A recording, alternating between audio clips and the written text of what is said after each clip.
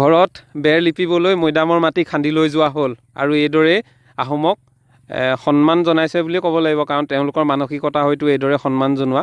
এইদৰে আহোমৰ যি ইতিহাস, পদুম পুখুৰীৰ যি মৈদাম, এই মৈদাম খান্দি এইদৰে ঘৰত মাটি লিপিবলৈ লৈ যোৱা হৈছে। আৰু পদুম পুখুৰী ক'ত আছে আপোনালোকে নিশ্চয় জানে, নাজিৰা, শিৱসাগৰ জিলাৰ নাজিৰা সমজিলাৰ মেকিপুৰৰ এই পদুম পুখুৰী, ঐতিহাসিক পদুম পুখুৰীৰ পাৰত থকা, কিনাৰত থকা এই মৈদাম, আহোম যুগৰ এই মৈদাম। আৰু এই মৈদামবোৰ এইদৰে এতিয়া অপমান কৰি থকা হৈছে। আৰু অপমান কৰিছে কোনে? আমি কৰিছোঁ।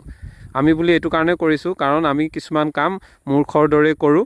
আৰু সেই যিসকলে মাটি এইদৰে ব্যৱহাৰ কৰি ঘৰত ঘৰ লিপিছেগৈ মৈদামটো খান্দি, সেইসকলৰ লগতে নিজকেও আমি সংযোজন কৰিছোঁ, কাৰণ আমিও একো কৰিব পৰা নাই।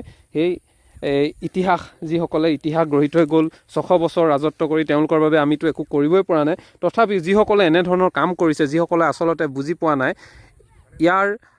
যিসকলে আচলতে সেই আগৰ